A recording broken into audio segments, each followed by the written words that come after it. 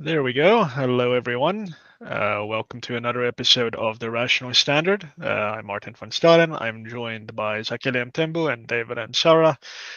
We're man down for this episode. As you know, last week was the last episode that Dr. Mornay Malan would joined us in, at least on a consistent basis. But as we said back then, we will make an effort to get him back. But without further ado, this week, funny enough, I mean, I know the Americans are in complete chaos right now, but back on the home front, this was this was more or less a return to kind of usual bad South African politics. Nothing huge, I think, happened this week. So we're gonna get back to some, I think, bread and butter issues that might be worth talking about. And I think the first thing that's notable, and this actually hit the news presses actually this morning. Today is Friday, the 6th of June. So it's a News 24. Don't bite my head off. It's a News 24 piece. The title is "Impractical and Even Sadistic: Why Gayton McKenzie Thinks Ministers Must Fly Business Class." Now, let me just give you some highlights from what our dear sports minister is saying.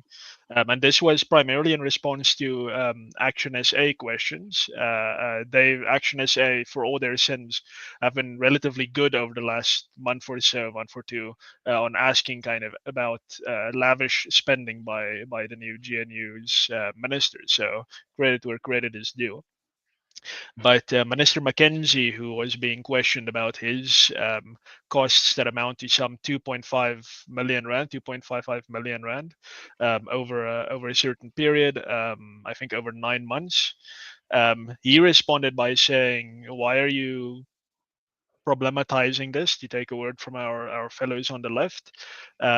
He said, amongst other things, I think he started by saying, he used to travel as a successful businessman. He used to travel first class.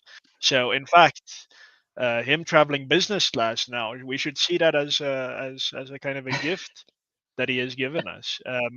He says that, quote, "To expect ministers and professionals in government to be able to do this, traveling around the world, uh, in often relentless working conditions week in and week out, and after a travel time of more than 30 hours in some cases, would simply be impractical and even sadistic if we expect our politicians to fly coach with the rest of us."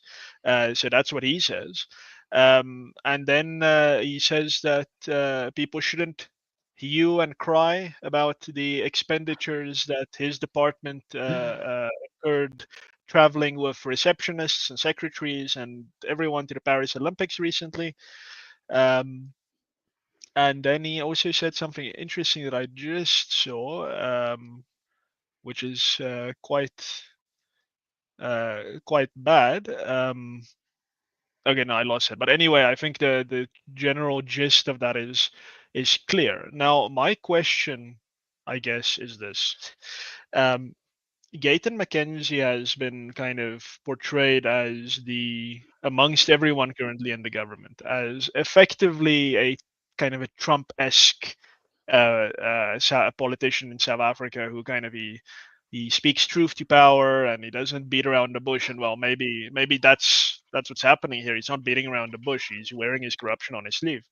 But I don't understand how mere mere relatability or mere honesty is sufficient for people to go as gaga about Gayton McKenzie as I think they have been. He's basically saying, "I am a king, and my staff are the aristocracy of South Africa. We're not civil servants. We do not work for you.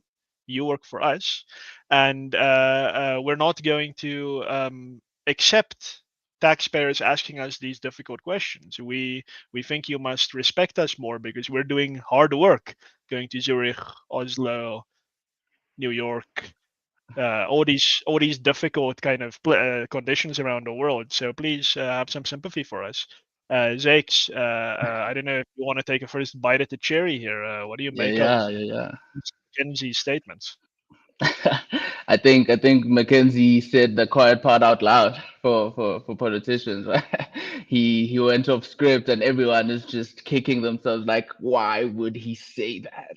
I thought we had all agreed that we are just gonna keep on fleecing these guys and we know get away with it. But it is disgusting, but it is disgusting and true to form, right? Not surprising. It is not surprising, even though maybe it being said out loud may be the surprising part, because man, to think, particularly for a country like, maybe if the prime minister in Norway, in any Scandinavian country, in any country that does not have the poverty levels and unemployment levels that South Africa does, if they say that, if a Singaporean minister says this, we are all like, okay, cool, maybe he can get away with that, but not a South African one, right? Not a South African one in the midst of a budget crisis, whereby they opted for increasing taxes in some way instead of cutting expenditure. And he's saying that how dare we even suggest that he traveled with the riffraff, that the citizens who voted for him, this is like us, the people who voted for him, he does not even deem himself worthy. He how dare we suggest that he travel with us and expose himself to sickness. The implication of that is very troubling, right? It is quite troubling because it shows what he thinks of his voters. And I don't know, people who voted for the PA, maybe they have some introspection to do.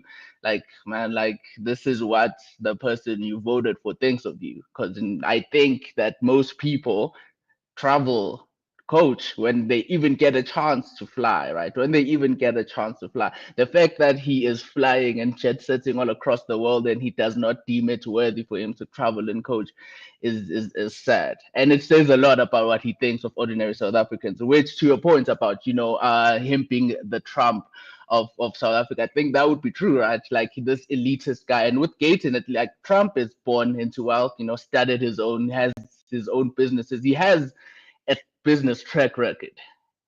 Gayton's business track record stems from a not so great place in terms of crime. So like there's that too. But in terms of him being like this guy who I guess sees himself as above, the general population. I guess this is true, right? Him and his friend, there was, his friend Kenny Kunene, who's the MMC of transport in Johannesburg currently. And man, I have stories for days about the mess that our public transportation system, especially, is in Johannesburg. But like both of them really exhibited this in the past by, the parties that they would have and the general splurging of the wealth that they had accumulated, I guess. But that would be me trying to at least psychoanalyze them. But I don't need to. He said it himself that he thinks he's better than us. He should not fly coach like us, and we should not even complain. I don't know. To me, like this still seems like the craziest timeline of the world. Politicians are saying the quiet parts out loud. That cannot be the world where we live in. But it is, and we have Gayton to thank for all of that. But yeah, it is Yeah, disheartening, of course. you touched on Yeah, something yeah. there that he also said. He said Gayton said that these trips in coach wouldn't be effective, or the ministers wouldn't be effective under these flights in coach with the economy and the riffraff, because the ministers would be more vulnerable to illness than they already are from taking these trips. Close quote. And it's like, wow, geez, maybe I should reconsider flying, since apparently being in coach means that Means I'm you're gonna be guaranteed to get sick. sick. Yeah, no, I'm it's sure the ridiculous. taxpayers could fork out 10 rand for a mask to wear, COVID style, Exactly. Yeah. whilst he Yeah. takes I his mean, coach David, trips. if you wanna, you previously Yeah. spoke about the mayor of Johannesburg, Dado Morero, also saying the quiet part out loud when he was chosen by the city council to lead the city. So, what do you make of this thing about, do we want our politicians, without them necessarily changing their values to something that we would prefer, actually just coming clean, saying that, yeah, no, actually, we do consider ourselves to be kind of above the rest of you. I mean, they obviously believe that, but now they're saying it. So, what do you make of that? Yeah, we always appreciate honest politicians, so I guess we have to give credit where it's due. But I mean, Yeah, look, nobody asked him to be the minister. He knew what the job was, and when he signed it up, and I think for me the big story is actually like, what is the purpose of the Department of Sport, Arts, and Culture? And what's quite illuminating looking at this News 24 article is you see all of the very critical, important engagements that the minister had, like going to Abu Dhabi to negotiate with the UFC leadership to bring events to South Africa and sign a memorandum of understanding with the UAE Ministry of Culture. I think if there's a case for UFC coming to South Africa, then they'll just come. I mean, do you have to go and sign a memorandum? I mean, did the UAE sign a memorandum of understanding with America, with with all the MMA fighters? No, it's just like you go there because it's a big market and it's a great place to go. I mean, and then of course the abandoned trip to Burkina Faso to attend the FESPACO Film Festival. I don't know what happened. I think maybe the film festival was cancelled by the military dictator there. There was probably some, I'm just speculating here, some seditious piece of cinema that ended the whole festival. But what is actually the value of us as taxpayers sending a minister, whether it's business class or economy class, to Burkina Faso to go? I mean, is he going to be enjoying the films on our behalf? This is contributing to the extension of cultural capital of South Africa across the continent, maybe, but in a time of fiscal crisis, as Zakes rightly mentioned, we've all got to tighten our belts here. And, this is not an economy that's growing at 4 or 5%. This is an economy that's barely growing at 0.4 or 0.5%. So, yeah, sacrifices have to be made. And I think ultimately this just goes back to the point that we were making previously in some of our Liberty First documents, like the size of government one, is we got to trim the size of the state. Like we don't just say this because we're trying to be mean against politicians. Like we have no choice. Like we're a small middle income economy, and we got to cut our cloth according to our needs, So, I mean, notwithstanding the fact that there are also deputy ministers, not just ministers, who are also jetting around the world, and I'm sure they also don't want to breathe the soiled air of the kind of cattle class. So yeah, I think we've got to get real here. And I mean, earlier this week I was thinking, maybe we're too mean on politicians. Like maybe they're doing lots of hard work, and this is just a reminder. Like no, they're a bit of an indulgent bunch, and they need to be reined in. And we have a right to determine what our taxpayer money is being spent on. And lavish trips to attend film festivals or UFC meetings, I don't think really cut it, I'm afraid. Yeah, I mean, you're right to point to this list of things that the minister does. I mean, there's one here about the word oversee is used a lot, which I find quite an interesting term. So yeah, to attend in Brazil a G20 Ministers of Culture meeting and oversee the handover of the G20 presidency to South Africa. Now, this trip in total cost about R250,000, and the question is, what part of this is work? What happened at this meeting that rises to the level of a ministerial salary of what is it now? Let's say more or less 2 million rand a year.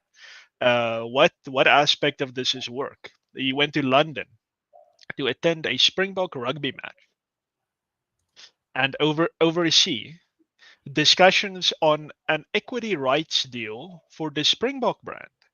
Now, if you ask me, I think the Springbok brand company, kind of Saru, they probably have lawyers and kind of people who can do this without Gayton McKenzie holding their hand to engage in the discussion on an equity rights deal for the Springbok's brand.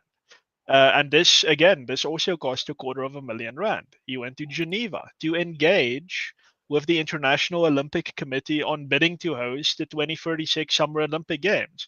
I mean, he should be fired for that alone. Like 2036, we're an economy that isn't growing, and he's trying to get South Africa to host like a financially crippling event. Like it would Yeah. destroy us if we had to host any Olympic games in this country. And now he's trying to get us on the line for that. I mean, it's completely ridiculous that such a thing as a department of sports, arts and culture exists. All these things are valuable in the cultural and sport and entertainment value that they have, and there is a big market for that in the world, as you said, David. And all these things happen; they'll happen anyway. You don't have to have the minister there. At most, you can have an argument for, yeah, okay, there's underprivileged schools in the country, and we have to kind of make sure that the kids there also have a chance to kind of participate in sports, and we have to kind of have nice lawns for their kind of soccer and rugby fields, and we have to invest in, I don't know, a gym facility. Sure, okay, if you submitted that to me, I would say cool. If you believe in a social democracy, then maybe that's something that you could argue for. But my lord, TV rights deals, handover of presidencies of this, that, and the other. Come on, come on. This is not the country for it. This is not the context for it. It's actually very insulting. It's very insulting to taxpayers, certainly, but also to the poor who vote to get a system in place that makes their lot in life better. And the direct response to that vote is cool. We see your vote, but actually, we're going to London and Geneva to go and jet set. So thanks for that vote. Cheerio. It's actually insulting to everyone, and for Gayton McKenzie to pretend to be the one who has been insulted with righteous outrage to say, you have now offended me by asking me about these things. It's like, no, you are offensive, Minister McKenzie. You and all of your colleagues are offensive when it comes to these things. Yeah, but look, in Mackenzie's defense, at least he's honest about it, because this has been happening for decades in South Africa, and it's actually quite revealing, just as a little microcosm of state overreach and expenditure. And sorry, I know Zex wants to come in, but I think we often rail against statism, and that's not just big government, but it's this idea that like the state has to take the lead. Why isn't Minister McKenzie going to every ballet performance or overseeing the production of the latest anthology of poetry? All of this is culture. I mean, Zak's kicking a soccer ball in his backyard is sport, with his family, right? So, but these are emergent phenomena. Even the Springboks, right? People think of like the Springboks as like the national rugby team, but the Springboks it's an institution, and rugby we're good at rugby in South Africa because we have lots of other mini institutions that have culture of sporting excellence, like our schools and so on. But you don't need the government to give you permission to kick an oval ball around a field of grass, right? People will do these things of their own accord. I do a lot of running, as I have often mentioned on this podcast. And there are literally thousands of running clubs. When you enter a marathon, you have to select a little drop-down menu of which club you belong to. And these have to be registered with ASA, which I have a bit of the Athletics South Africa, which I have a bit of an objection to.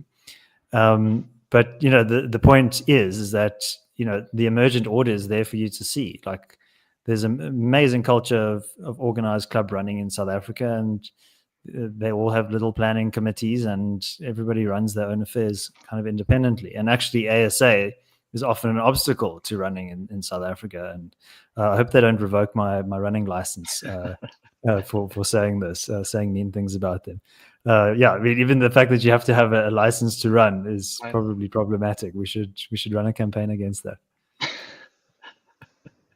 No, I agree, David. Definitely a campaign against ASA. The idea of sanctioned government sports institutions to me sounds very communistic, right? It defeats the the idea of all these things, if they are sanctioned by the state, you will forever run into problems, right? That is why, for instance, in the Ministry of like Sports, Arts and Culture, which is a combination of a lot of interest groups, as I have come to know, because I always try to keep up with people who protest ministers of every kind. That Gayton has been protested by his constituents, I guess you could say, the people who he's supposed to be responsible for in his ministry, from artists and everyone like that, right? They don't seemingly like him a lot. But that is the case with every minister of arts and sports and culture previous to him, right? And that is inevitable because you have to, as you said, choose whether you come see me kick a ball in my backyard or you go watch the Springboks. And at a bigger level, you choose which programs to fund, which things deserve taxpayer money or not, and it just creates this very bad situation, right? This, like, you have to now get into very uncomfortable conversations that the state should not be getting into, like, which, for instance, we see this in traditional leadership, which kings should get more money compared to other kings, which programs, which sports, which cultural activities, from which cultures, right? Like, why is the government even supposed to be doing anything remotely close to that? It shouldn't. It shouldn't under the best of circumstances. It shouldn't under the South African circumstances. And this is like the bigger level, really, of the ministry itself, right? Like, from a principled objective, it should not exist. But like the fact that G20 countries can have a symposium of ministers of culture means that it isn't a strictly South African phenomena. So it is quite concerning, but it should not exist. And to me, there's no dressing it up. There's no fixing it. It has to be cut. It has to be cut. And we're fortunate enough that in the US there was rhetoric coming out of there that government cuts and everything, and now that seems to also have been depressed, kind of scaled back. So we are in the third world, and there's no chance, right, that when we say that cuts the Ministry of Sports, Arts and Culture, the Gayton McKenzies and every interest group that is attached to the funneling of funds from that organization will fight us and will say that we're trying to kill certain cultures. I see this with me whenever I talk about TV licenses. I'm like, we should not pay them. Like, but then how would the SABC exist? I'm like, good question. It should not. If it can sustain itself, and then all hell breaks loose, like, oh no, community radio stations and all of these languages. I'm like, man, it is a lot. So then with sports and things that people actually care about, right? Like, entertainment is so and so, but with sports and culture, these are things that are like deeply connected with people. So it's like, they will definitely fight us when we say that we should scrap the department. But Gayton is helping make our case, right? I say, to David's point, let him continue speaking. Let him continue saying these things. Then people will eventually get to a point like, do we even really need it? Like, do we need his entire office? And I hope it gets to that point. We need more ministers to speak like this, right? We need every minister to speak like this. And the Minister of Social Development and Welfare to also be like, I like my first class trips and everything. And hopefully, the mask will fall off and people will see the state for what it truly is. We already don't like it. I already don't like it. So yeah. So what I've shared gets recruited. What I've shared on the screen is the National Development Plan 2030 (NDP), which is the guiding master plan for the entire South African society. And on what is it? It's a 450-page document. So on page 49, they talk about sport and healthy living. About that. Yeah, yes. So they say, now listen up, chaps. All communities should have access to sports facilities and encourage the formation of amateur leagues. The plan proposes an initiative to encourage South Africans to walk, run, cycle, or play team games on the second Saturday of every month. So, gentlemen, I was thinking the fourth Sunday of every second month, but I guess that maybe that works as well. I don't know. Maybe we should form a committee and debate the finer points of which. Yes. Oh God. Well, but gentlemen, what have you been doing on the second Saturday of every month? Have you been abiding by the edicts of your masters in Pretoria, who command you, or sorry, I should be fair, encourage you to walk, run, cycle, or play team games? This is exactly what we were discussing last week at the end of the show. It was about uh, it's a kind of an insidious form of totalitarianism, but certainly coming from a kind of what they would call a rational or a kind of a reason-based place. It's like, well, good plans are good, and if the plan is a good thing, why are you not doing what the plan says? So I mean, even beyond the cost of this, which is insulting, both of you have raised very important points around kind of the what Professor Koesmalan would call the state departmentalization of areas of life that actually shouldn't be state departments. And he usually speaks about um, our universities, where a university has this long ancient history of this place where scholars come to freely debate important ideas and solve big problems. That is the theory of a university. What's a university in South Africa and many places around the world today? It's a state department, effectively, where state bureaucrats and officials work to kind of run a factory press of creating degreed people. Then you have like the attorney's profession, also a long ancient history of self-regulation, of serving the public interest from a community-centric perspective. What is the attorneys and the advocates profession in South Africa today? It's a state department under the full kind of authority of the Legal Practice Council and the Ministry of Justice. Of course, sport. A few years ago, we had the Sports and Recreation Amendment Bill. I don't think that's been passed yet, and thank God for that, because it would have, I mean, I still can't believe it. It would have required recreational activities to be registered with the state and be kind of controlled by the state, and that would include transformation imperatives and all these things. Recreational activities, and that's what David, that's what you kind of referred to earlier, and I think like being registered as a running club. We have pro league gaming in South Africa, like video gaming, computer gaming. We have sporting associations in computer gaming.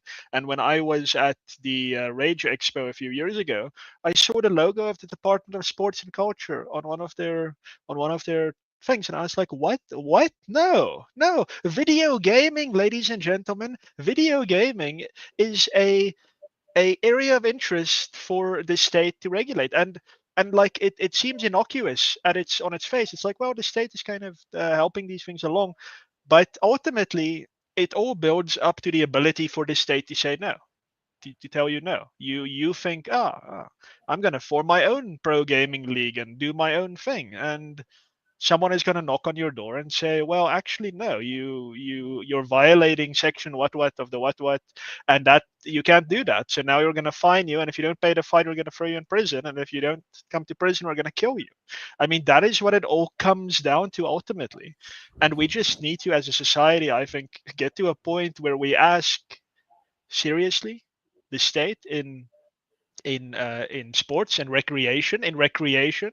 I know the Tourism Act requires tour guides, and the tour guide is defined as anyone who takes foreigners around the country showing them things. That's a tour guide. You must be registered. If you go around the country showing people things that might not be from here and you're not registered, you've committed a crime. Good Lord, ladies and gentlemen, you might think that there is some benevolent basis for these things, but just spend some time thinking about it. Just spend a little bit of time thinking about it, and you'll realize how absolutely absurd this is and what the potential consequences of this could be. I mean, it's we're living in a totalitarian, in a theoretically totalitarian dispensation, and our only saving grace is that these people are extremely stupid and incompetent, and that they can't really do anything about it. So very, very worrying stuff.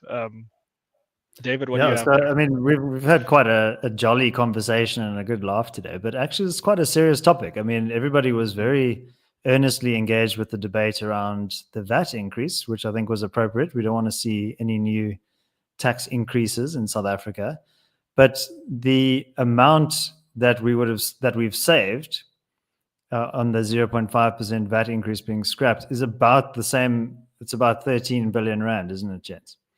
about the same as the entire budget for the Department of Sport, Arts and Culture. So that gives you a sense of what we're dealing with here. I mean, money of taxpayers is a scarce resource, and we should take it seriously.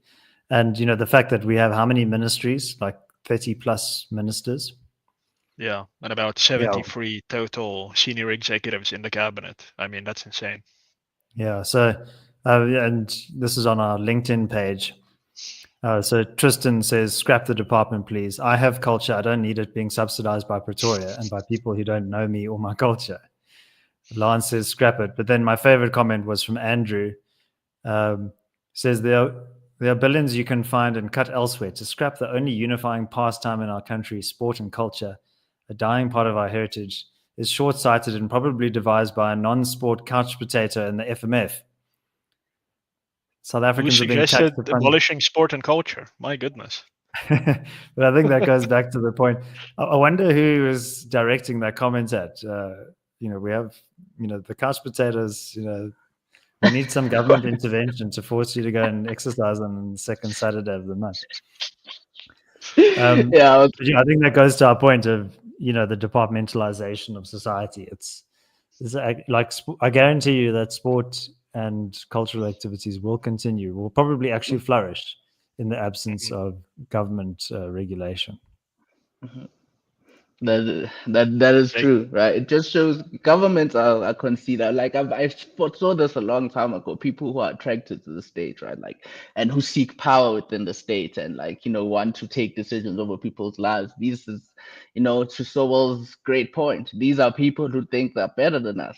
Gayton just said the quiet part out loud. They think they're better than us.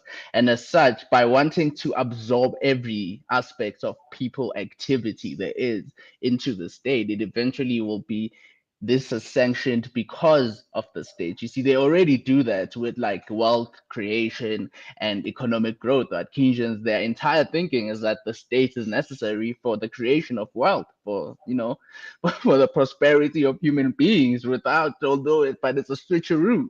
Because you're like, no, human beings must have had some level of prosperity, however primitive. And they were like, you know what?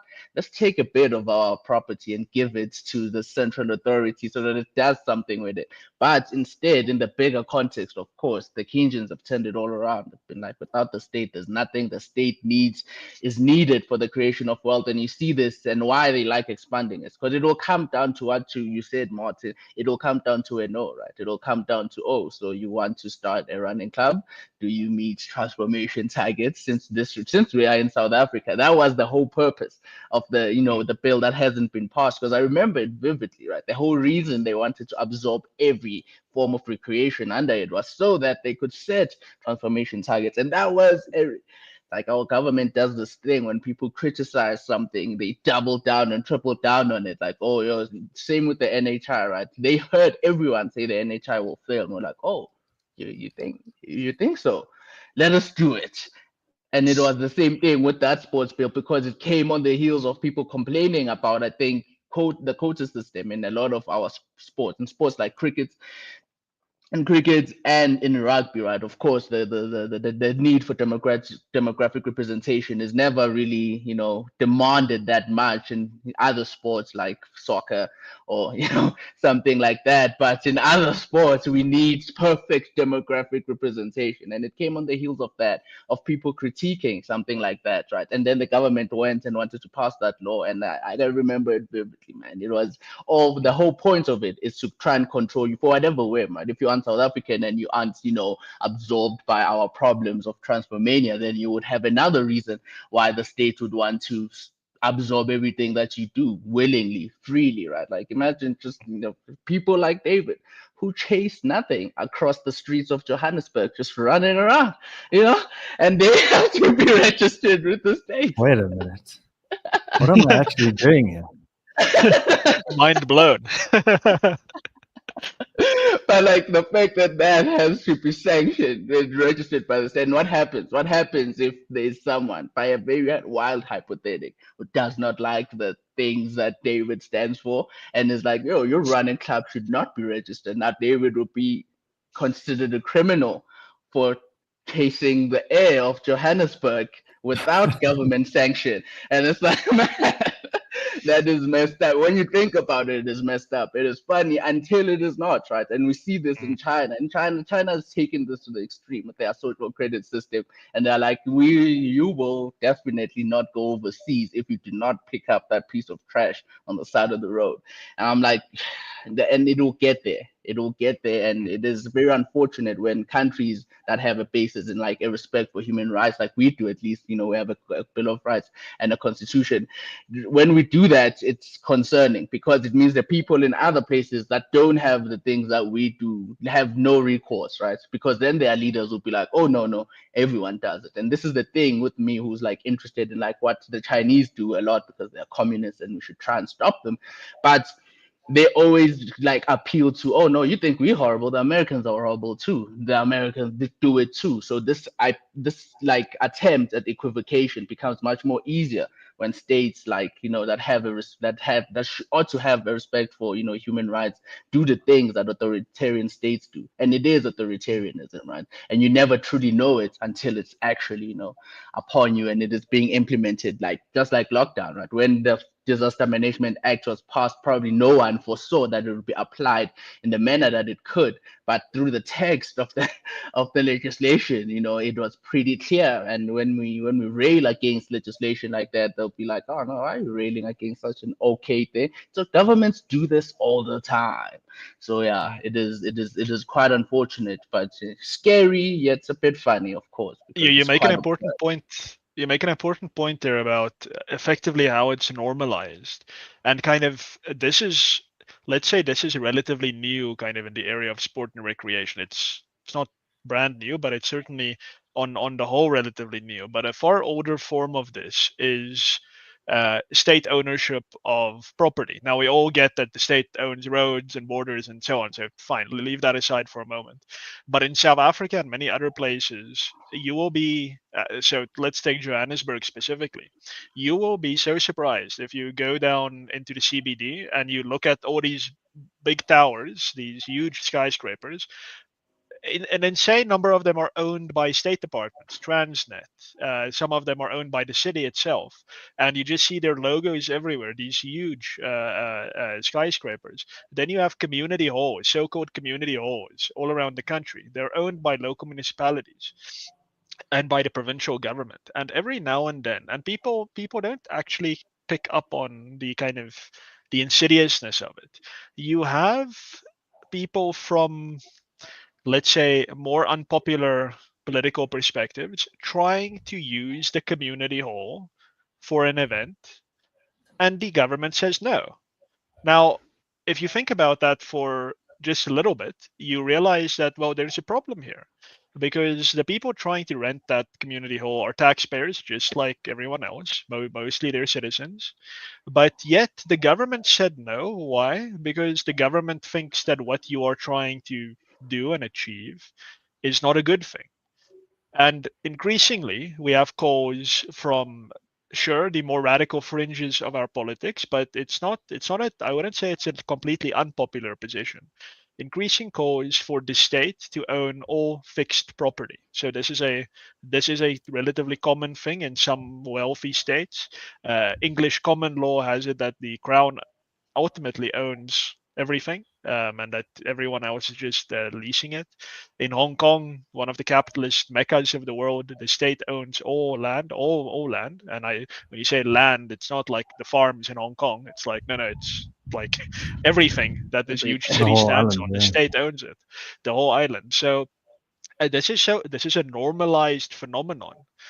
But that means that the state can just suppress any of your other rights that you think are like, there's this notion amongst the social democratic side of kind of Western politics, this idea that you have so-called basic rights, and they usually name privacy, freedom of expression, the franchise, and maybe one or two others. Always, private property is always excluded. Private property is not regarded as a basic right. They do see it as a right of some kind, but it's not basic, and that means it could be more generously violated by the state, according to these social democrats.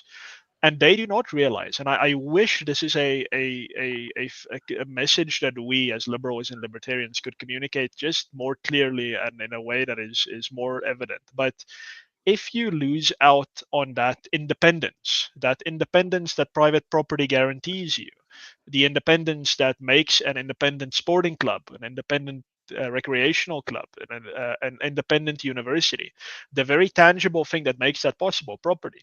Without that, all your other basic rights fall away. Because ultimately, you cannot say, but I want to use that community hall, and the state is now violating my right to freedom of expression by saying I can't use it. No, it's the state's property. It's its own property. Of course, it can say no. Well, who are you to say that you are entitled to use this thing when the state owns it? I mean, property says you have a right to exclude. That's what ownership means. So we play fast and loose, I think, as a society with concepts, and we don't think about it. And then we end up in this type of situation where the state has ingeniously engineered for itself a framework that makes the application of totalitarianism very easy. Like you just need to have a coup d'etat or something in South Africa by, I mean, let's assume we have a competent general somewhere, and he can, if he's half as good as Pinochet or anyone like that, then we're in trouble. Then we're in deep shit. And everyone is going to ask, how could this happen? How is this possible? And we'll have the answer, but maybe we're to blame for not having communicated that a bit more clearly over the years. So it's a tough one, and I just want to kind of finish off my rant here just by quoting the minister again, because it's another thing that Jake's touched on. He said, and I quote, "Let us avoid making ministers feel that they should feel sheepish, shy, or guilty about getting on an aeroplane to go and do essential work to expand the influence and evolution of South Africa in the world, especially in the area of fast-moving change, with AI revolutionizing every aspect of our lives and challenging societies on every level imaginable. If we are not integrated with the places that are driving these changes, then we will be badly left behind." And I just find this, we just gave him credit for being honest, but now he's lying. It's like AI came about, this new AI revolution came about in the US, the place with the least regulation on tech development. It only happened because it happened in Silicon Valley, and now here comes Gayton McKenzie and says, "Yeah, we won't be able to keep up with AI unless we have the Department of Sports, Arts and Culture, and Science and Technology kind of guiding and facilitating AI development in South Africa." It's like, no, you have this completely back to front. Like the whole reason we didn't invent AI is because you have a job, Minister McKenzie. If you maybe were part of the ranks of the unemployed, as you should be, then maybe we could have had an AI revolution. But no, you insist on controlling. Development is not driven by regulation. Development is driven by innovation that thrives where you are allowed to take risks, to go on an adventure of entrepreneurship, to test the market without having to ask for permission. I mean, this is so simple, and yet so many people don't get it. Yeah, yeah. I would like to say a mitigating word about Minister McKenzie, which might redeem him in your eyes somewhat. So let me share my screen again.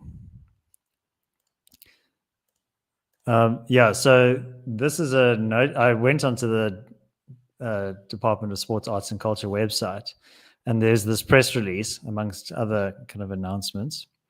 So Minister McKenzie ends funding for Downtown Music Hub. Have you guys ever heard of the Downtown Music Hub? Well, now you know. So the Downtown Music Hub, I won't bore you with all the details, but Minister McKenzie has decided to halt further funding to allow for an investigation. So it started in 2008, and all sorts of agreements were in place to kind of transfer this into a special purpose vehicle and some collaboration with the National Arts Council. But long story short, this is how much money they've spent since 2008. 93 million rand, gentlemen, 93 million rand. On what, I do not know. I think it's basically about making recording studios accessible to musicians. So yeah, every year or so they're getting kind of 3 bar. There's 20 bar for infrastructure, various other grants for operations, and I wonder how much of that went to politically connected cadres. So let us thank Minister McKenzie for at least stopping the blood loss on at least one of his mandates, the Downtown Music Hub, which I think if it had to close tomorrow, no one would miss it for a single day. But yeah, it just shows you the scale of what we're considering here. I mean, that's, when we talk about 13 billion rand as a budget, that's kind of some of the boondoggles that money goes to. So we would encourage the minister to do more of this, shutting down useless initiatives, and then he will have our full support on the Rational Standard podcast. But let's have a look at the vacancies in the department. Very important personnel matters that are being dealt with here. They're looking for applications for various vacancies, including an engineer at between 879,000 and 938,000 rand per annum. Pray tell, gentlemen, what does the Department of Sport, Arts and Culture need an engineer for? Registered with the Engineering Council, Nochal. Can you hazard any guesses? Because I can't. Is it to manage the building that is quality assurance for tracks, maybe at schools or something? But that's such a weird thing to put in this department. What the hell? Yeah. And senior sport and recreation coordinator. Oh, yes. No, that we need that. We need someone to come and coordinate our sport and recreation. My goodness. Yes. Okay. Well, Martin, are you prepared to pay 468,000 rand of tax money for that? I mean, they're so brazen. It's like rubbing salt in the wound. Yeah, no. But that's the thing, though. When you mention that, they'll be like, they have open vacancies in the state, and this will affect service delivery, right? And I'm like, man, like, I swear, if we go for 2 years without hiring a sport coordinator, children will still be playing rugby and soccer all across the country. I know it is a wild thing to think about, but I think that they'll manage. I think that we'll all manage. Uncoordinated sport. Uncoordinated as they may be, but I think that they'll be able to get through it. So, as you're right, Martin, they're brazen. But this is the norm throughout the entire state, right? Yes, you saw this in the US at a bigger level when people were crying over the most useless of jobs that were clearly wasteful, and people were like, no, how dare you? So in South Africa, really, when we say we have a bloated state, we truly do have a bloated state. Nothing is as lucrative in South Africa than being employed by the state, right? Because then that means, and most people employed by the state have a nice time at work. As we know, service delivery is not great if you've ever went to any government department and interacted with people who are employed there, right? So it's like, man, we have a lot of people employed, but we don't have enough in proportion to our levels of unemployment. And those people that we do have employed are paid so much, so as we saw in the remuneration packages, are paid so much that we could even have 2 or 3 more of those people in those roles, and I think their remuneration packages will still be okay from that amount, but we don't. But we don't, because we have this bloated labor market that is static, that is unyielding, and that is why in most cases are not. You find that government departments take from other government departments in terms of employees, right? You'd find one employee working for this department and another department. Instead, I was reading just a couple of weeks ago a story about a corruption case in some Free State department whereby there was a employee from one department who was assigned to another, and I was like, why can't they just hire someone else? But I thought about the whole process of hiring someone else, and not even the state is willing to do that. So they're like, yeah, no, let's just reassign someone who already knows our processes and we should be fine. So yeah, no, it is bad. But to David's point, that like cutting spending for those things is always great. Like we should commend the minister wherever he's doing good. I think that has been good. That is not the first instance instead I've seen of him, at least in rhetoric, speak out against, excess and waste in like some of the programs that his ministry funds. So that is always good. We wish that he would extend, of course, lead by example, right? Wouldn't that be great if he led by example and just cut down the bloat from within his personal office? That would send a much more stronger message. But yeah, we can only wish and hope. We take the wins that we do have. Sorry to the people at Downtown Music Hub. I'm sure they had a good run though for a couple of years, getting a couple of bars. So I think they should be fine going into the future. Now they have the difficult job of actually making some music that people would pay to come and listen to, and then they will continue to be okay. They don't need the state to have this to run clubs. I mean, it's a ridiculous thing. I mean, someone told us at the FMF recently that there's a department in the Gauteng government, the Gauteng provincial government. I think it's called eGov or eGovernment. That's the department. And like when I heard about it for the first time, I thought, okay, so it's probably like the MEC and his personal staff or her personal staff, and maybe like a room full of like researchers and analysts, maybe 20 people. Sure, I mean eGov. Okay, cool. No, 700 to 800 people, 700 to 800 individuals are sitting in the Gauteng Department of e-government, and I was like, okay. I mean, that's Imagine if the interesting FMF at the had very 700 least. to 800 employees. Yes. No, Oof. it's and it's insane. You have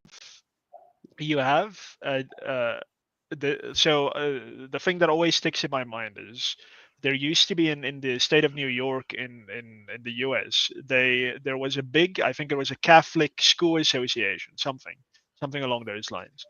And it was like at some point bigger than I think the New York state public school system, and they had a small office of administrators running this private Catholic school thing, like a few tannies running the administration of this thing.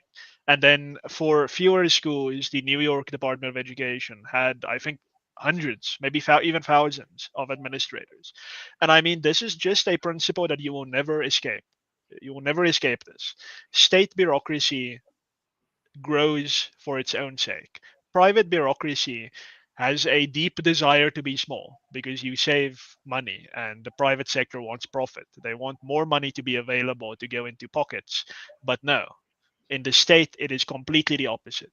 State bureaucracies will grow for its own sake. They will call it job creation and all these things to kind of rationalize it. But just think about that. You have in our government, you probably have 40 people doing jobs that one person really should be able to do, like and it's actually very insulting. And I did a back of the napkin calculation about a month or so ago, when around the kind of VAT increase, some people said, no, okay, we're not going to do this VAT thing anymore. So yeah, the problem now is you have this 70 something billion rand deficit in the budget. So oh my god, over 3 years or something. And I was like, okay, let's eliminate sports, arts, and culture and science and technology. These two departments. You would fill that gap and more over 3 years. You'll have some spare change left over. Just those two departments, two completely useless and pointless departments that you can just eliminate. That's a minister, two ministers, and maybe three deputy ministers, and there you go. You have your budget. You don't have to raise the fuel levy. You don't have to raise VAT. You don't have to cut grants. You don't have to cut salaries. You just have to fire these people who do not belong in the government, and then your problem is solved. But no one wants to go there. Cutting spending is a complete non-starter in these circles, and increasingly, I think that this is a problem with democracy itself. I think that if you have democracy, this is part of the package. If you want the package deal of democracy, you're gonna get this, the creation of of more state for its own sake because someone is promising more, and you can't promise less, otherwise you get fewer votes. So yeah, I mean that's a problem, and unless you guys have anything to add on this topic, I think that leads us into the second topic that we want to close on today, and that is that this year, I mean, speaking about democracy, but this year has created a very interesting assortment of bedfellows on certain issues in our political realm. It kind of the most in your face aspect of this was the EFF and MK rallying with the DA and the Freedom Front against the VAT increase. And for maybe the first time, the ANC couldn't weasel its way, kind of doing backroom coalition deals, saying, "Okay, we're going to manufacture a majority for ourselves to get this extra state burden in." So there was a very interesting situation there where the radical left and what are called the right-wing parties, but it's kind of the center of the political spectrum, were kind of ad idem on averting the VAT increase, and now it has happened again. And this is with the fuel levy, which is something that's been proposed in lieu of the VAT increase, kind of to fill some of the budget. And this is obviously something that was included in the budget, and much I think to their shame, the GNU has approved this budget with the fuel levy increase.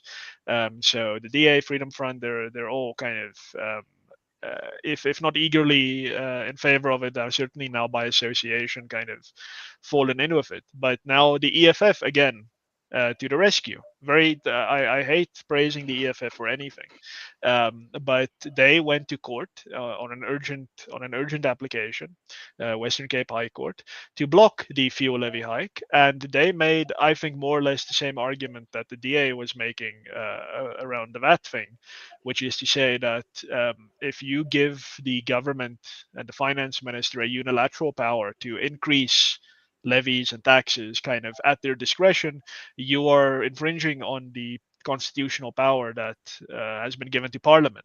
This is a very old principle in parliamentary democracy. Parliament must control the purse strings, and our constitution makes that clear as well. Now, unfortunately, the EFF failed in their case. I've read a summary of it, and I think their advocate made a very good argument. But the judge didn't engage on the merits of the case, but just said that it doesn't rise to the level of urgency. So it was a technicality on which the EFF lost. But I just find this interesting that it seems like when you give the EFF a chance to look beyond their very toxic, barbaric, and borderline terrorist ideology, they do actually make some sensible arguments. So I don't know if you guys have any takes on this. It's kind of been a global phenomenon in the last few months and years that people that you wouldn't have thought would come together on certain issues are in fact to some degree coming together. I would say that a stopped clock is right twice a day. That is true. That is true. That is true. I can go for it. I think, the left, if there's one thing that they do is like present this before they come into power. Of course, this is things they do always before they come into power, and they abuse that power. But they are good at spotting things that will affect their constituents, right? Like they're great, and also communicating those things and communicating their disdain of those things. So I think this was good on the EFF's part. It's like one of those few instances that you said you hate having to agree with communists, but when they make good arguments, what are you supposed to do, right? Like, and this was, we don't want any increase, man, in tax, like this thing, man, the fact like we made a big hoo-ha, and I feel like there's a momentum that we lost, right? Because like there was a big clear anti-taxation sentiment in South Africa for the first time in my memory, where people were like, no, just no. And then we just, proceeded and instituted, let's say, a tax in a different manner. And everyone was like, cool, just don't call it a tax, call it a levy. I think then we'll be okay, So then I'm like, why? And the communists are the only ones who are like, no, levy the rich. That is the entire thing. but they're at least saying no in this instance, right? And had Gotongwana came out with the wealth tax, they would have been the first ones to vote yes on it. But yeah, it's a very strange alliance that we are seeing, particularly in South Africa, right? You hardly don't ever see in SA, whereby the EFF, who are Marxists, saying no to any form of increase in revenue from the state, and the DA, who are on the liberal side of things, they would say like supporting said you levy, like yeah, no, let's do it, we did enough good PR with the VAT thing, people trust us now, let's do this fuel levy thing, so yeah, it is unfortunate that the case was dismissed, right? Like, and in a broader point, like, because I'm a libertarian who loves, like, man, we say that we have rights, like Martin, your points about democracy. I think it's inevitable in democracy that your property will just incrementally get eroded. It's just about how fast that erosion happens, but it will get there through small and incremental amounts. I always like making the point that, like, if the American founders could see America in the modern day, they'd call it socialist. Yet you see every other country but America, and you're like, oh no, I guess they aren't, given the standard. So it is that bad, and it is that I hate this defeatist idea, man. I'm kind of going on around here, but like this whole idea that the state needs to increase and constantly need more money, to me, it's like it is this defeatist idea. Every time I even hear politicians on the supposed rights of like economic issues saying, oh no, but we can't have the government shut down, we need the government to continue operate. I'm like, but like can't it shut down at least for a couple of hours, and let's see if it means we save money. Let us see. But no, that is definitely not a possibility, and that kind of erodes, which is why I tend to be, pretty radical. It erodes whatever foothold you may have in trying to negotiate for a smaller government, because then it becomes an arbitrary point whereby you will decide, okay, this is where the government is enough. And like, I think, the US is, like, in the modern days, the most shocking example of that. Like, Republicans generally agree that they need limited government, but they disagree about how limited it should be, and the actual form of limits. And I'm like, of course, because then once you say that we need to spend, but we don't have actual clear guidelines on where the spending stops, guidelines in terms of them being enshrined in a foundational legal document like a constitution, then it becomes anything goes. Then it becomes, hey, if I feel like increasing the spending for the DOD and cutting spending here, cool. I'm saying I'm cutting spending somewhere from increasing it in another area. In South Africa, we stopped the tax increase, but we have a few levy. I mean, no tax increases, I guess, so it becomes a semantic issue. And those like me who do like want the state to be as small as possible and it needs as little money as possible, there's no chance, right? I won't even get into progressive income taxation. You can't even argue against that, because that's what makes everything possible. But the whole reason behind it is because everyone, at least most people, accept that no, the government needs to take more and more money from people. Really, it is about the degree of the money that they are taking. I'm like, man, from a principle perspective, I think we have to first admit that taxation, not to be libertarian on a libertarian podcast, but taxation is theft, from a principle basis. Once we work from that, I think it becomes easier to spot all the other ways that theft is introduced for our own good. So yeah, that was great, and shout out to the EFF. At least that was great what the EFF were doing. Unfortunate that it didn't go through, but the arguments are valid, and we wish more people would at least identify with them, not vote for the EFF, of course, because if you vote for them, they will do much more worse in other areas. But the single argument they made concerning this, great stuff. Yeah, I mean, it's good to see that the EFF finally taking economic freedom seriously. But I'm always a bit annoyed that they stole that term from us classical liberals and libertarians. And I think former executive director of the Free Market Foundation, Leon Lowe, used to joke that the economic freedom fighters fight economic freedom like firefighters fight fire. So they're actually usually trying to extinguish economic freedom. But yeah, in this case, I think it's worthy of a positive acknowledgement. But look, I mean, ultimately, it's probably just kind of transactional politics, just trying to,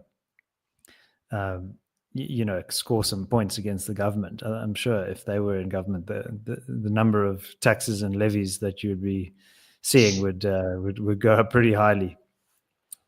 But yeah, I think just on this in general, I mean, also we should bear in mind the fuel levy is used to finance the road accident fund.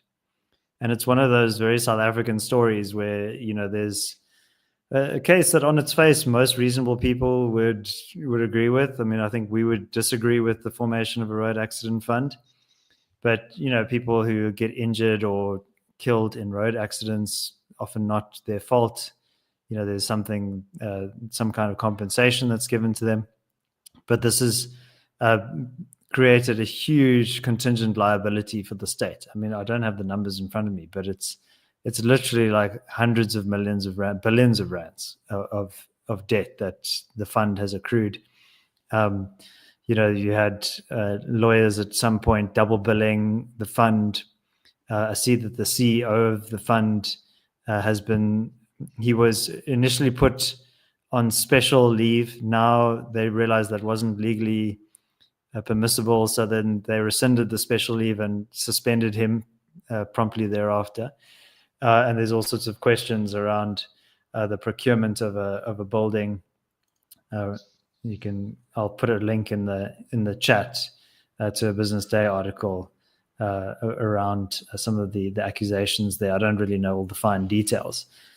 But yeah, it's the same old story. You create this seemingly well-intentioned entity to cover some kind of negative externality, and what you get is an even bigger problem. And this is on top of an already highly burdened and indebted state. So it's, also one of those things of like, well, if you want nice things, you got to be disciplined in other areas. You got to, if you want to have the Formula One come to South Africa, well, then, you got to cut back on spending somewhere else, not do as many trips, or you might have to fly with the plebs in economy class.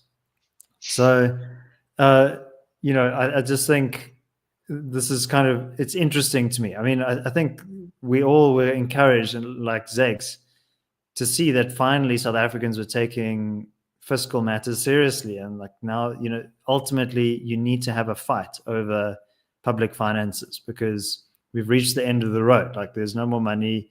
You can maybe borrow more, but then you're just worsening the problem. And so it was good that South Africans were saying enough is enough. No more extra taxes, even if it's just another 40 or 60 billion rand over 2 years. But ultimately, this is like a rounding error given the size and scale of the crisis that we're facing here. It's the equivalent of one ministry led by Mr. McKenzie. And now we've had additional tariffs and levies snuck through the back door.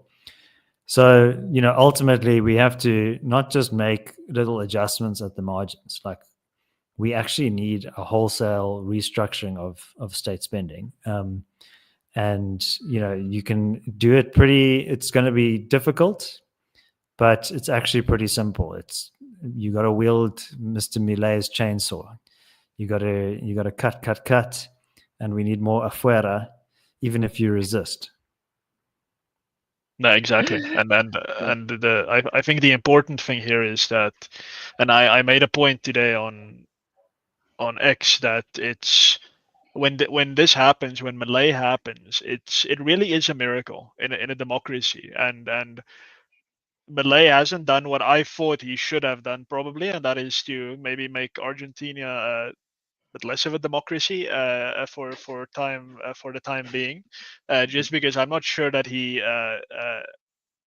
that what he is doing is sustainable in a democratic system. And I think what's happening in the US now, and I want to go into depth about that because I'm actually not sure what is happening in the US right now.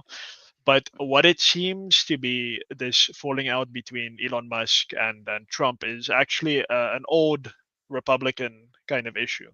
And Zakes alluded to this earlier. It's like the United States is the mecca of free enterprise. I think still it is that, at least as far as having a regulatory environment. It's not a complete laissez-faire environment, but one that does encourage, in fact, innovation, growth, and so forth. But nonetheless, it is still a federal and a state apparatus that spends wildly, that spends very, very wildly. And Republicans, so-called conservatives, have always said, yeah, we're the party of responsibility and fiscal responsibility, communal, personal responsibility. And yet, having said all that, the Republicans, I don't think, have really cut, in recent memory, have cut anything of note, and you would imagine that, okay, when the Democrats are in power, you would have huge cuts in defense spending and massive expansions of social welfare spending. And when the Republicans are in power, you have massive cuts in social welfare spending and massive increases in defense spending. But no, actually, it's far simpler. When you have the Democrats in power, you'll have massive expansions in both, and if you're Republicans in power, you have massive expansions in both. And here you have Elon Musk, who nominally, I think, believes in fiscal responsibility. Maybe there's some rent-seeking agenda there as well, but at least what he's saying is we must cut.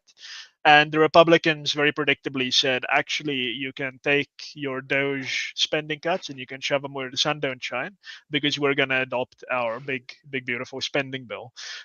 So even there, it's not working in the United States. And increasingly, my thinking is that you only really, unless you have a miracle like Malay, which when someone one day explains to me how that happened, I will be very happy. But in the absence of miracles like Malay, it seems like you need resets. You need actual constitutional resets that you cannot. I'm not sure, maybe you can, but I'm not sure that, given the water under the bridge in the United States, in South Africa, that you can just elect a party to come and start cutting. I don't think the system allows that, because that party will at most be in power for a single term, and it will be chased out of the halls of power very quickly in the next election. And it just seems to me, like as happened in the transition out of apartheid in South Africa, you need constitutional moments to do these things. You need a moment of reset, and then you can have huge spending cuts. You can have a huge disciplining of state spending in those moments. But outside of those moments, it seems like the trend will necessarily just always be up. It will always be an upward trend of spending and rent seeking, and never really any kind of substantive show of respect for taxpayers. I mean, even tax cuts. I mean, you'd think, okay, a tax cut is showing respect for the taxpayers, and fine, to some degree that's true. But if you cut taxes and increase spending at the same time, or if you cut taxes and take on a new debt burden, I mean, you're actually just lying to your taxpayers. You're making the future so much worse for no good reason. That's what Liz Truss tried. That's what Mm-hmm. this that's what the tax cuts in the big beautiful bill mean, alongside a spending increase. And Trump says, no, we're going to have economic growth, so that'll cover up for the spending increase. It's like these people live in a complete fantasy, and it's a lie. You're not showing respect to your taxpayers. You just have to cut taxes and cut spending. And I think, more importantly, cut spending. It's even more important than cutting taxes. Mm-hmm. You're you're right. Like you have no, it's disheartening, right, for me because I'm like, oh man, I love seeing, Elon getting owned by his friend. I love seeing the fights, but I'm like, oh man, but I'm on Elon's side, which is because I'm the most foremost Elon hater, at least on the pod, right? Like I'm invested in that hate.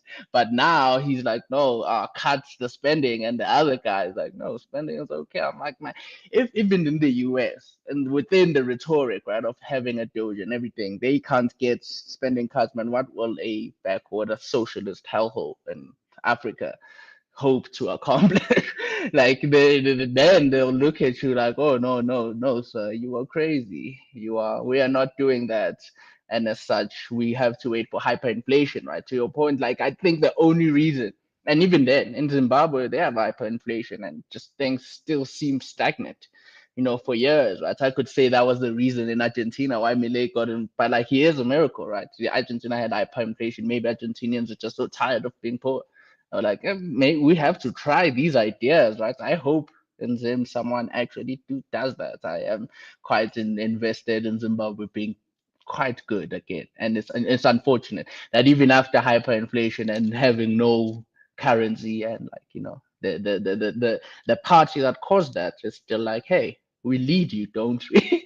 So yeah, it is disheartening, and it seems to be the trend, as you said, in a democracy, right? That like you will just see these spending increases. They always happen, and like I think we should communicate the idea, the most important one, and it like when you see parties on the rise, like the Tories in the UK or the Republicans in the US, to also fall into the same trap that socialists fall into, then it's like, who are they listening to, these people? Because they ought to be listening to the economists who are like, yo, don't do that, right? Like it is simple. Not we lost our resident economist here, but I know we all know that you have to cut taxes and you have less money coming into the government, at least for that immediate moment. And as such, you have to cut spending. It is simple. It is basic arithmetic reasoning, really. And yet, when it comes to the level of the state, like it just eludes everyone. It eludes them. That's why we have crazy ideas on the far fringes of the left, like modern monetary theory, because like that is where it will lead us. That is where we will go. We will go down that route of pretty much, because it will be unsustainable. The debt levels will be unsustainable. You have people on the left saying debt is bad, but spending is good. You are crazy because you can't have you can't have both. But their solution to that is just print more money. Just have central banks print more, and you should be okay.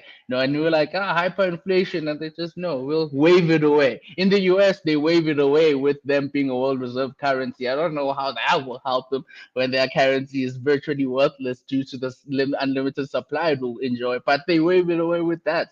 In South Africa, I don't know what we'll use it to wave it away with. But people wave away the effects of taking these very harmful economic decisions, right? So, man, statism is scary, and it accelerates, right? I was reading this report about how the US took them 200 years to accumulate, I think, $2 trillion in debt, and then the next 2 trillion they accumulated in like 4 years or something. I'm like, oh, that is not good, because it seems like the entire growth of the state is accelerating, and it does not look like there will be any point of return unless there's a reset, as you speak to, Martin. I think we need to, like, that is how we'll be able to arrest everything that is happening, right? Like we need like if especially huge countries like world leaders like the US, if they can have a reset, then it's much more easier for us. Oof, look at that, it grows with every passing second.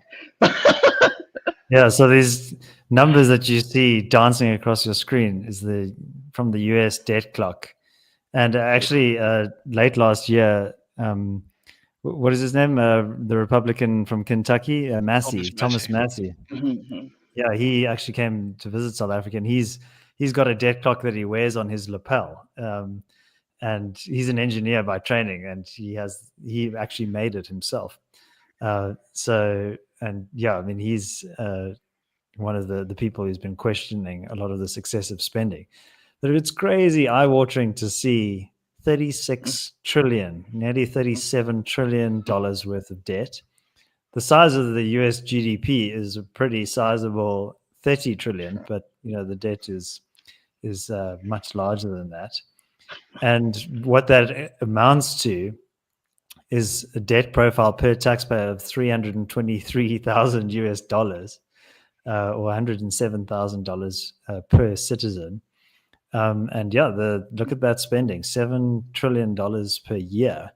And so I think what's really astonishing is that, we always have big debates about US defense spending, and that's certainly a monstrous 904 billion.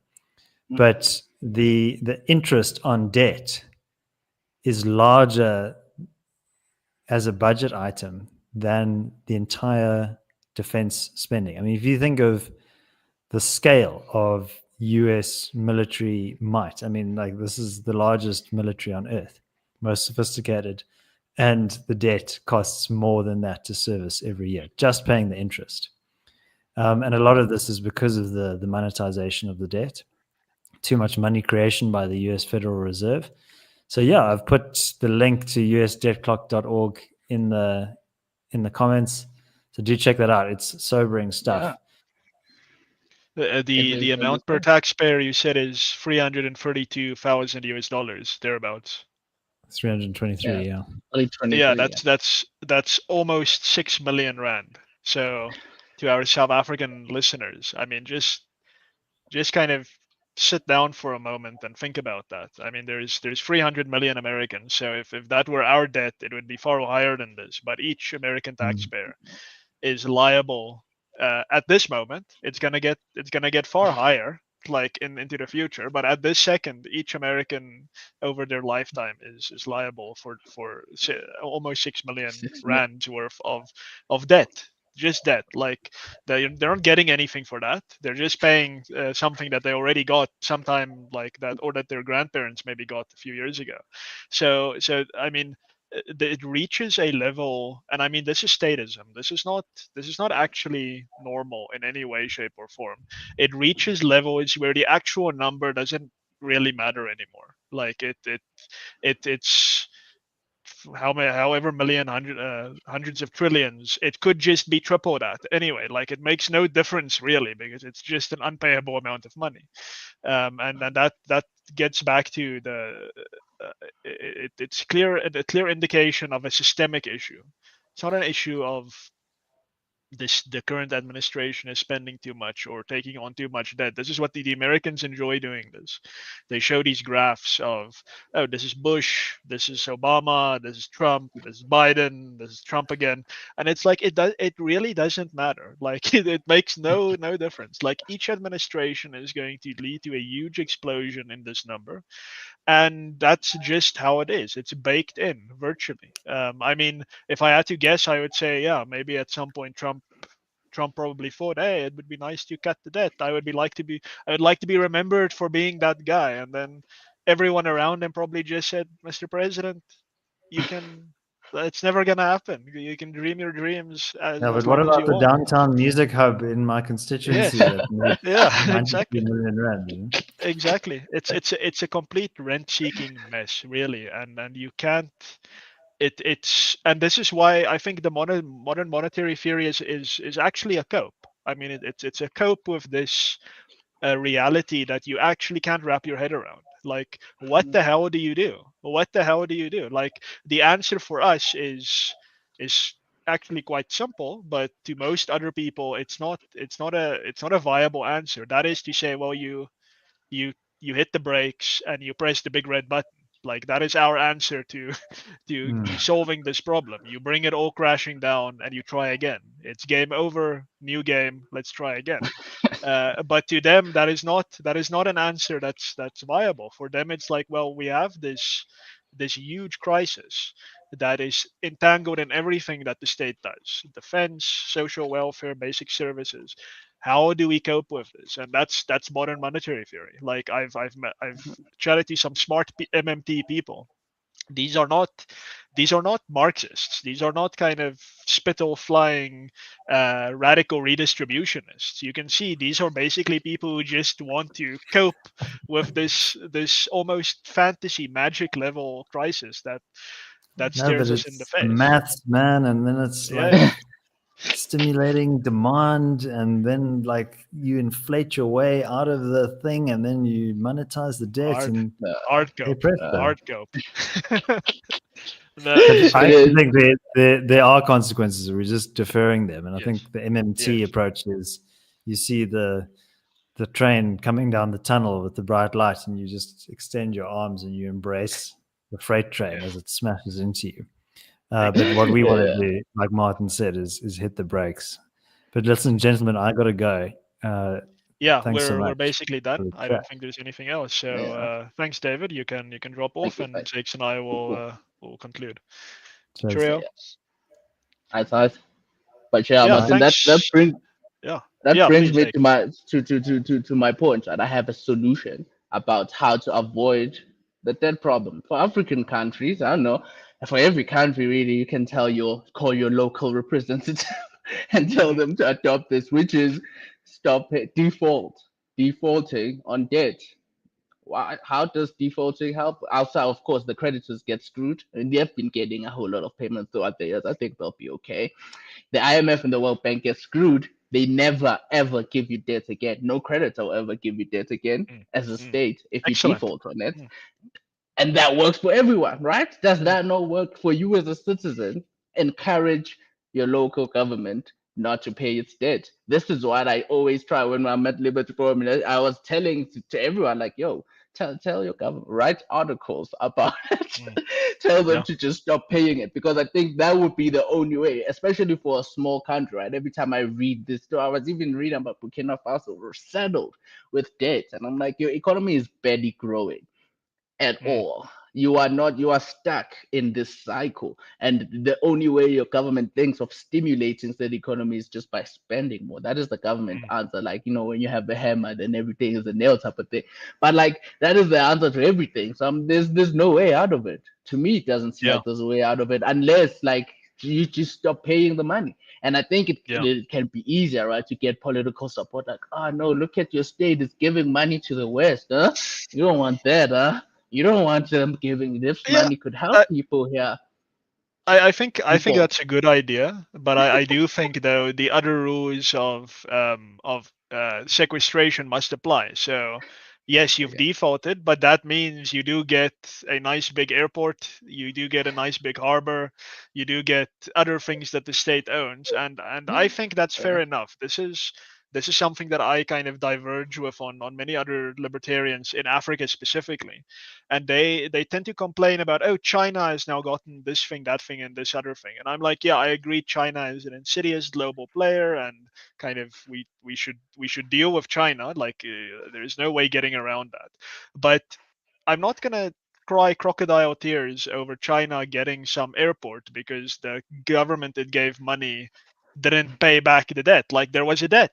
Like it or not, there was in fact a debt that was defaulted on, and there that means the Chinese, the creditor gets to attach some Gets assets. entitled to that. That Yeah. is true. That is something though. You see, the greatest thing about the West is that it has this culture of human rights, and their politicians Mm, don't like it, or at least the constituents that don't like it when their politicians build institutions that settled other countries with debt that leads to them taking their actual property. So the IMF and the World Bank usually in their terms they have like structural readjustment programs, right? Those are yeah. the terms under which they give you funding. Really. Like we give you funding and you better follow our economic policy, or no more money for you.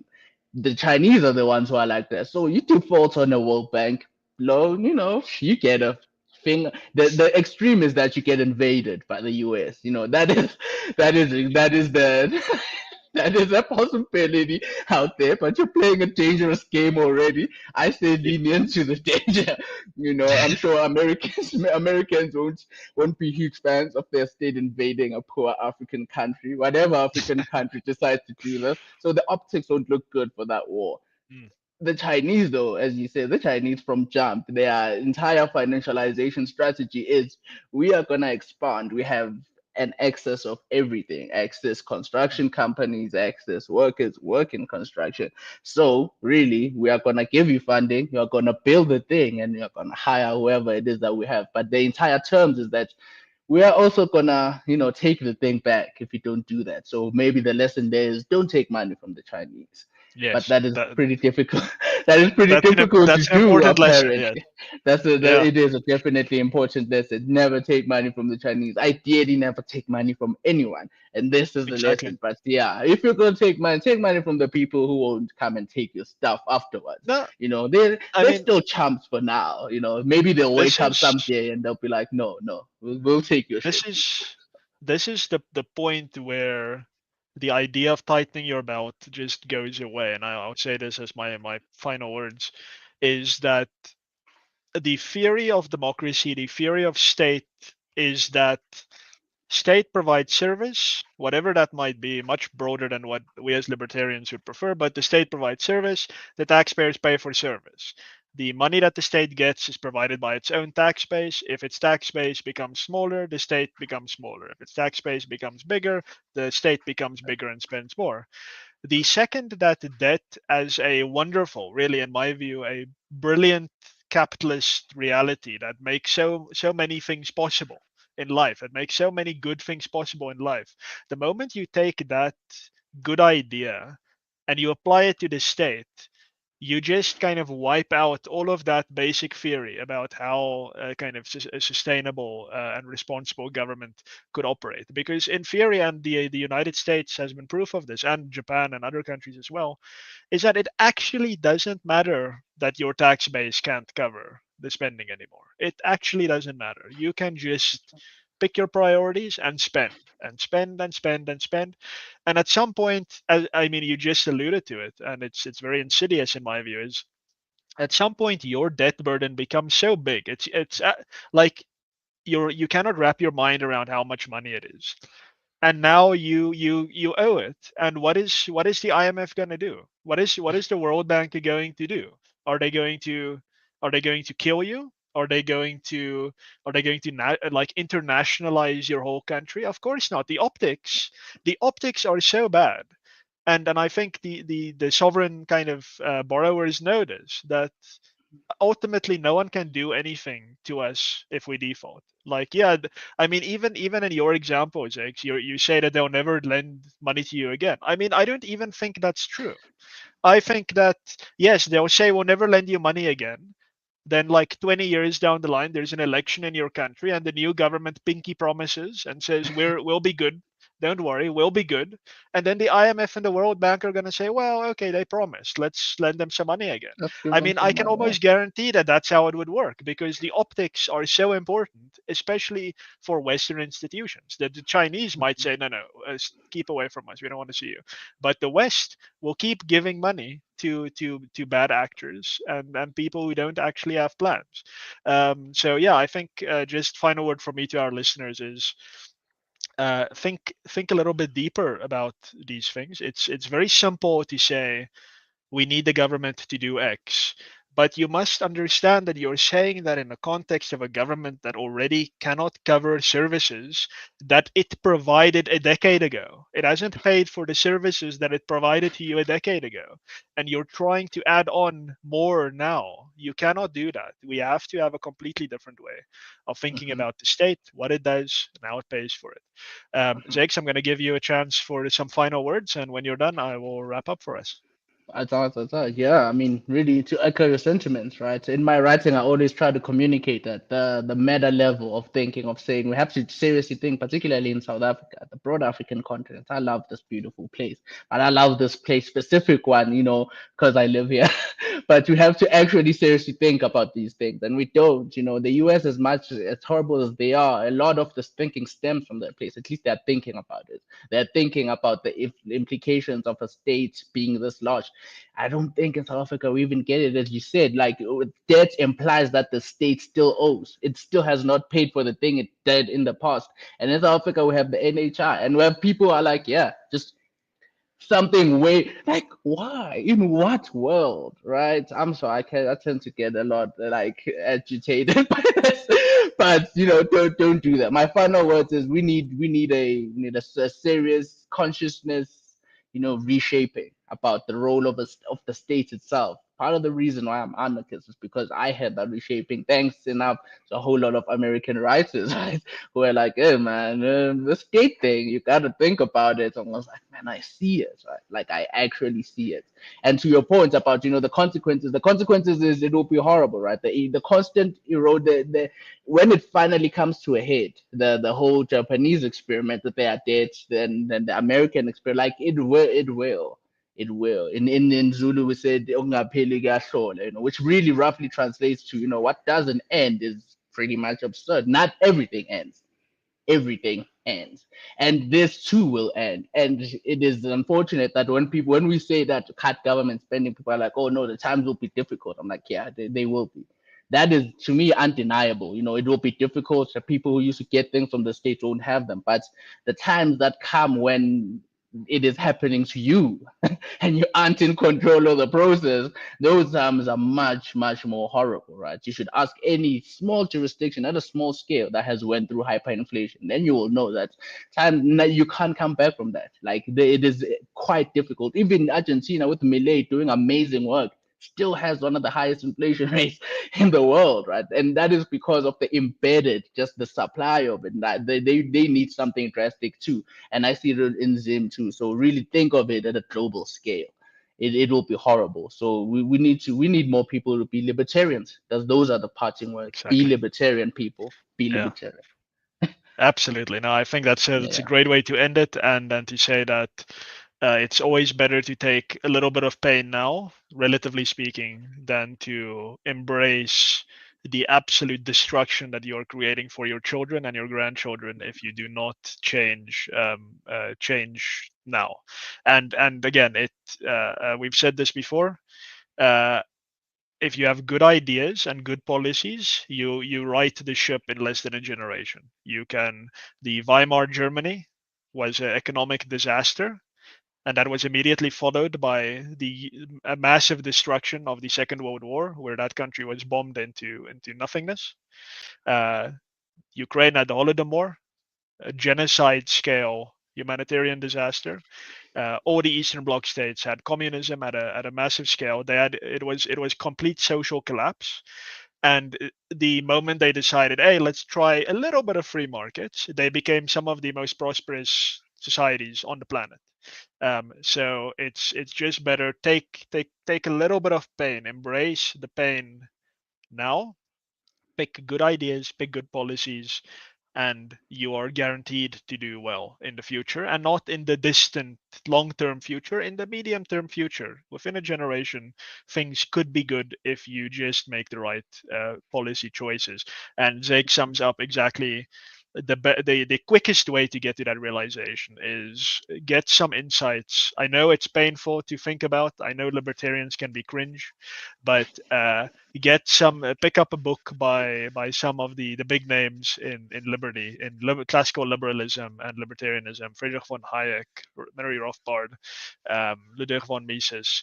Read some of these works, and even if you don't become a libertarian, I think you'll gain some insights that will move us as a collective toward that point of embracing the little bit of discomfort now to avert future disaster.